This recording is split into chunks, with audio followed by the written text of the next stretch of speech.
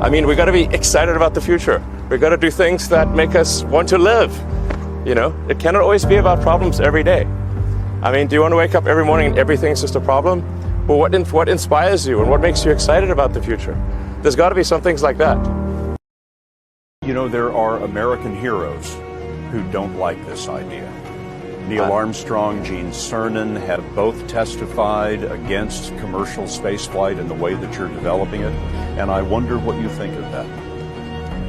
I was very sad to see that, because those guys are, those guys are heroes of mine, so it's really tough. They inspired you to do this, didn't they? Yes. And to see them casting stones in your direction. It's difficult. I don't need a source of strength. That's really not how I think about things. I mean, for me, it's simply, this is something that is important to get done, and we should just keep doing it or die trying. So quitting is not even like... It's not in my nature. And I don't care about optimism or pessimism. Fuck that, we're going to get it done. One of the biggest mistakes people generally make, and I'm guilty of it too, is wishful thinking. You know, like, you want something to be true, even if it isn't true. And so you ignore the things that, you ignore the real truth because of what you want to be true. This is a very difficult trap to avoid. The more religious, the less educated, and the poorer, the higher the birth rate. Low on the religion, high on education, and high on income, that has the lowest birth rate. Yeah. There are a lot of negative things in the world. There's a lot of terrible things that are happening all over the world, all the time. There are lots of problems that need to get solved. There's lots of things that are miserable and kind of get you down. But life cannot just be about solving one miserable problem after another. That can't be the only thing. There need to be things that inspire you, that make you glad to wake up in the morning and be part of humanity.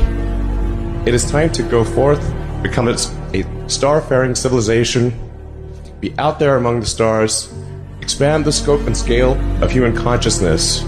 I find that incredibly exciting. That makes me glad to be alive.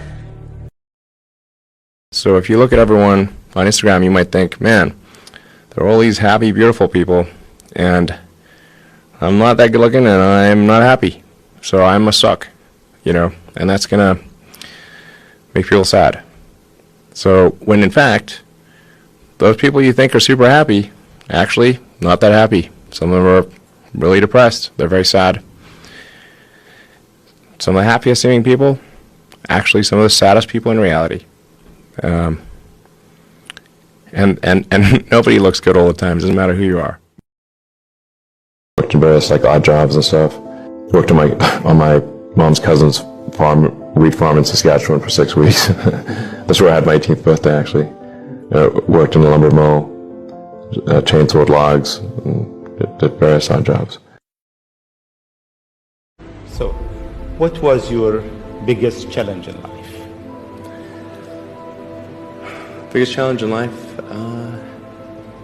No challenge. Well, no, there's a lot of them. I'm trying to decide which is the worst. I think just thinking about how to spend time. One of the biggest challenges, I think, is making sure you have a corrective feedback loop, and then maintaining that corrective feedback loop over time, even when people want to tell you exactly what you want to hear. Okay. That's very difficult. Yes. I think the first is you need to work, depending upon how well you want to do, and particularly if you're starting a company, you need to work super hard.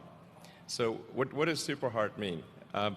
Well, when my brother and I were starting our first company, instead of getting an apartment, we just rented a small office and we slept on the couch. And we showered at the YMCA, and we're so hot up we had just one computer. So the website was up during the day, and I was coding at night. Mark my words, AI is far more dangerous than nukes. I think the danger of AI is much greater than the danger of nuclear warheads, by a lot. And nobody would suggest that we allow anyone to just build nuclear warheads if they want. NASA called and told us that we'd won a $1.5 billion contract. And I couldn't even hold the phone. It's like, I just blurted out, I love you guys. They saved you. Yeah, they did. Financially and maybe even emotionally. I'll tell you what, that was definitely helpful. Not that I think, everyone should be doing these things, but someone needs to do them. So if I see that, well, somebody's not doing this and maybe I could be helpful, then I try to do something.